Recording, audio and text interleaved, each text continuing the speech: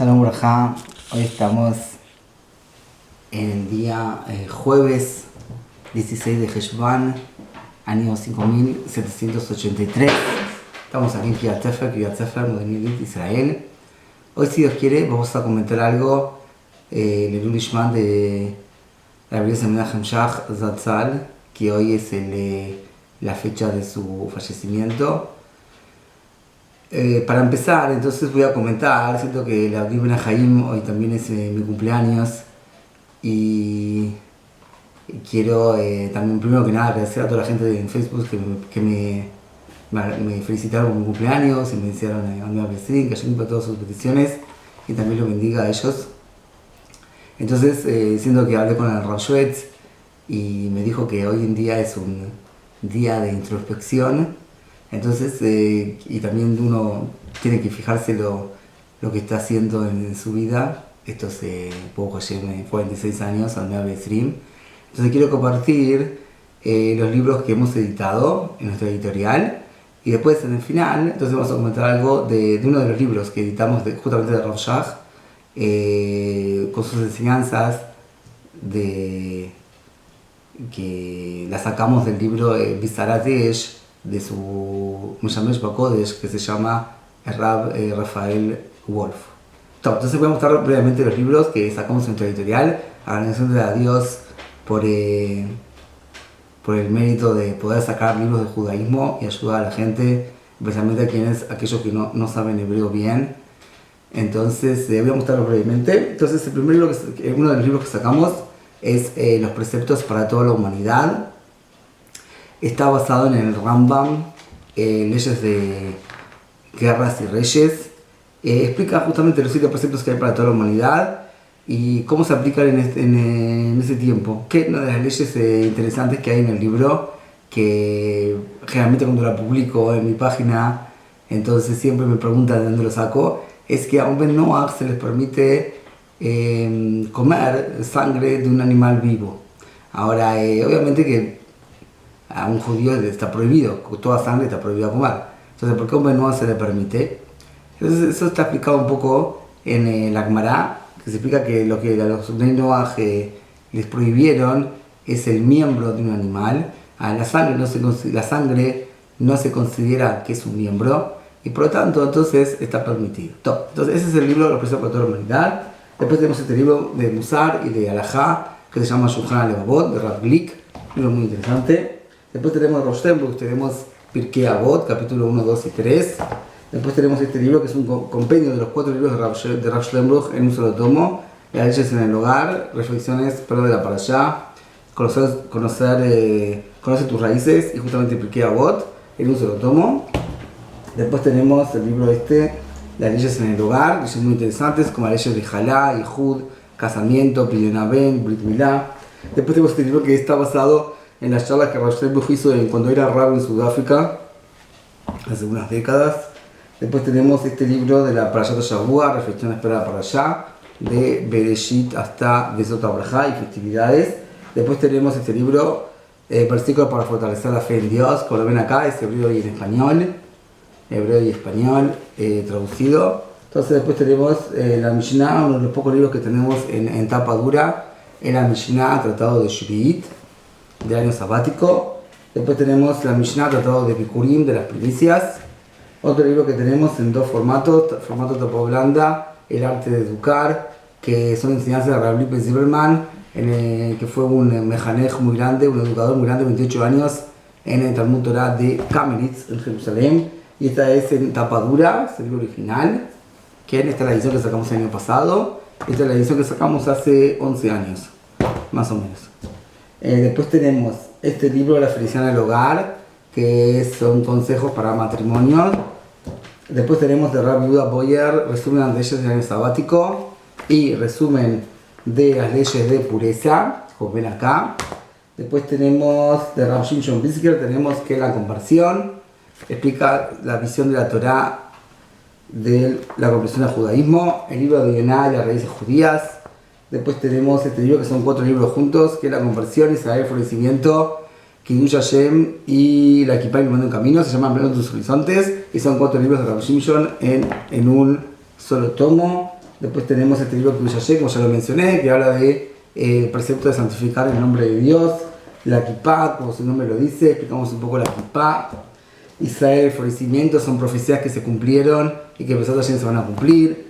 Después tenemos la influencia de los colores y el poder de las piedras. Explica un poco el significado de los colores en el mundo espiritual y su influencia en nuestro mundo físico, el origen de la fuerza de las piedras y su influencia en nuestro mundo. Un libro muy lindo. Y acá está la edición nueva, como ven acá, con los libros que hemos editado. Es una edición nueva que sacamos el año pasado. Después tenemos el Místico 2 de Rav Shimshon Brisker. Después tenemos el Místico 1. Hicimos la práctica, no juegues con fuego.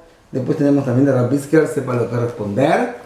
Y después tenemos una verdad de Pesaj en hebreo, solo en hebreo, no tiene traducción al español por el momento, es solo en hebreo. Después tenemos este libro de Rav Shach, que ahora vamos a comentar algo, como ya dije, que se llama Su legado y su visión. Después tenemos para los niños, hemos sacado también el año pasado 4 libros. La primera parte es el abecedario, como lo ven acá. Después tenemos segunda parte de los números, como ven acá. Después tenemos tercera parte, colores y formas. Y como último tenemos el calendario judío y sus festividades, que son los meses del año y qué festividad hay en cada mes. Después entonces tenemos de otras editoriales, no tenemos prácticamente libros, por motivos que así hemos decidido, no tenemos libros, solamente de 4 libros tenemos de otras editoriales, que es este libro muy lindo que se llama Osepele, de la editorial Salem, lo escribió el Jajam Yosef Shabtai Farji, libro de tapa dura, muy lindo. Después tenemos este libro de Rav Shvets, Robo y Respingo. Después tenemos este libro también de tapa dura, libro de Isahar y de Zbulun. Y después tenemos este otro libro que se llama Las leyes de las mujeres, del Ben Ish Chai, también editorial Salem. Entonces estos son los libros, todos estos libros se consiguen en mi página zglibrodejudaísmo.com. Entonces vamos a estudiar un capítulo de este libro que se llama el Rav Eliezer Shach, su legado y su visión, que sacamos justamente el año pasado las enseñanzas de Rav Shach. Rav Shach, como todos sabemos, fue el líder judío de hace 20 años que falleció, un poco más, y él era Rosh Yeshiva Temporovich y también fundó el partido Gimel de la Torá, y era el dorador de las generaciones pasadas. Entonces vamos a ver un poco las enseñanzas de él. Y con eso, entonces, vamos a terminar esta clase especial de este día. No pude hacer clase antes porque estaba con tos. Como ven, un poco la voz no está completamente 100% curada. Hoy, como está mi cumpleaños y también, entonces decidí que vamos a la clase de todas maneras. Entonces, vamos a ver acá uno de los capítulos. Vamos a ver acá, voy a comentar primero qué capítulos tiene el libro. Si la gente interesada en adquirirlo. Entonces es así, tiene Shidduchim, matrimonio, educación, medicina, al dormir, acercando a los alejados, seguir la tradición, leyes, alejados de los placeres mundanos, el sostén, la caridad, los descarriados, el Shabbat, tierra de Israel, consejos, Yeshivot, la comunidad, y la Torah se adquiere por 48 días. Entonces vamos a estudiar un capítulo que se llama el sostén de la Torá. Quiero que yo también me dedico a estudiar la Torá. Entonces vamos a ver qué aconsejó el Rab con respecto a esto, que es ayudar a la gente que se dedica al estudio de la Torá. Es un proceso que tenemos cada uno, incluso la gente que estudia Torá también tiene la obligación de ayudar a los que se dedican al estudio de la Torá. Entonces dice así, el sostén de la Torá. Leemos esta en el libro de la página 71. Leemos en el libro Shem Olam. De antaño, cada judío tenía la obligación de donar sus diezmos y sus dávidas a los Kohanim y a los levitas, acción por la cual de los cielos enriquecían a quien la cumpliera. Actualmente, los estudiantes de la yeshiva ocupan el lugar de los Kohanim y de los levitas. Todo judío debe donarles lo que le corresponde según la ley, porque ellos son los portaestandartes de la Torá. El Hafez Haim hizo la observación de que incluso para elegir asuntos triviales no es difícil encontrar algún adinerado deseoso de donar la suma exigida, con tal de que su nombre figure grabado en una placa. En cambio, acerca del mantenimiento de instituciones de estudio de Torá, es imprescindible recurrir a un sinnúmero de donantes particulares. Esto se debe a que Dios quiere que cuantos más individuos sean partícipes del mérito de sostener a quienes se dedican al estudio de la Torá. Y eso también lo vemos en nuestra editorial, que nos cuesta mucho conseguir a alguien que quiera donar toda la edición de un libro, pero cuando se refiere a varias personas que quieren ayudar, entonces Baruch Hashem sí conseguimos. Y así, como ven, todos estos libros fueron impresos gracias a la ayuda de la gente que ayudaron en imprimirlos. Es lo mismo que no se consigue a alguien que quiera donar para toda la editorial. Eso se le explica que Dios quiere que cuanto más gente participe en este precepto de ayudar a quienes se dedican al estudio de Torah y también a la difusión de sus enseñanzas. Le preguntaron si no sería preferible destinar el dinero de caridad al auxilio de enfermos e indigentes. Respondió que se debe dar prioridad al apoyo a quienes estudian Torah. El consultante insistió, citando al Hafetz Haim, quien escribe que se debe destinar el dinero también al fin de beneficencia y no solamente al estudio de la Torah. Y le replicó que la manutención de los estudiantes de la Torah es también un acto de beneficencia. Un anciano, otra historia, un anciano quería escribir en el testamento que después de su fallecimiento fuera destinado parte de sus bienes a la escritura de un rollo de la Torá, Sefer Torá, como mérito para su alma. Le dijo: procura que tus nietas puedan ofrecer una dote que facilite casarse con estudiantes de yeshiva o ayuda económicamente a tus nietos para que ellos mismos puedan dedicarse con holgura al estudio de la Torá. El mérito de este precepto le valdrá a tu alma más que el de escribir un Sefer Torá. O sea, si la persona tiene dos posibilidades, ayudar a quienes estudian Torá o donar dinero para escribir un Sefer Torá, entonces el Rav Shach aconsejó ayudar a la gente que estudia Torá y no destinar el dinero a un Sefer Torá.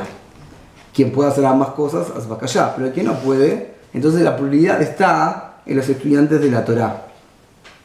Quien mantiene a un estudiante de la Torá es recompensado por los cielos como si hubiese estudiado por sí mismo, a semejante de la tribu de Zebulún, que es equiparada por las escrituras con la tribu de Isahar, por el mérito de que la gente de Zebulún se dedicaba al comercio a fin de sostener a la gente de Isahar, quienes se ocupaban de pleno al estudio. Esta sociedad da sus réditos, aunque no lo hayan concertado por escrito en un documento. El Hafetz Haim solía decir que en el mundo venidero nadie habla asuntos mundanos, sino solamente palabras de Torá. Allí, el ignorante estará mudo por la eternidad, sin comprender lo que oye. Quien, en cambio, haya mantenido a estudiantes de la Torá, entenderá y hablará como si él mismo hubiera estudiado Torá. El padre de una persona muda, lo aleinu, pagaría cuanto le exigieron los mejores médicos del mundo con tal de curarlo y que pudiera hablar. Con mayor razón, todo padre debe invertir cuando sea necesario para que sus hijos estudien Torá y no queden mudos por la eternidad. Si quien mantiene a un estudiante de Torá lo hace con la intención de que éste estudie en aras de los cielos, pero el estudiante mismo no estudia Lishma, Lishma es en aras de los cielos, de todas maneras el benefactor será recompensado como si hubiese estudiado Torah Lishma. El hecho de que también el benefactor sea recompensado por los cielos no merma la limitada recompensa reservada para el estudiante. O sea, que no piense la persona que estudia Torah, entonces por cuanto que la persona que lo mantiene recibe recompensa, a eso le quita la recompensa a él. No, dice que eso no tiene nada que ver una cosa con la otra. Quien aún careciendo de manutención, se dedica de todas maneras al estudio de la Torá, a despecho de su apremio económico, se hace merecedor de una peculiar recompensa. No obstante, a quien por falta de medios no se dedica al estudio, le es preferible conseguir algún benefactor que le facilite estudiar con desahogo. Rahaim de Boloshin decía: quien se dedica al estudio de la Torá no ha de ser avaro, escamitándoles a otros judíos parte de su recompensa. La recompensa del benefactor depende de la pureza de pensamiento con que se desprende de su dinero para donarlo a quien se dedica al estudio de la Torá. Relató que uno de los benefactores de la yeshiva de Voloshin temía que su donación no fuera destinada a mantener al estudio propiamente dicho, sino a otras necesidades de la yeshiva. Rav Chaim lo tranquilizó, interpretando la expresión pensar pensamientos, que figura acerca de la construcción del tabernáculo, de la siguiente manera.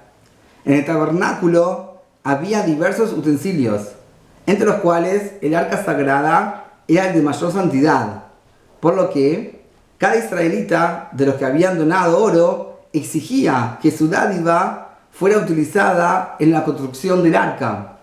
Por ello está escrito a pensar pensamientos, para insinuar que si bien todo el oro donado sería mezclado, de todos modos la parte de cada uno de los donantes llegaría al destino correspondiente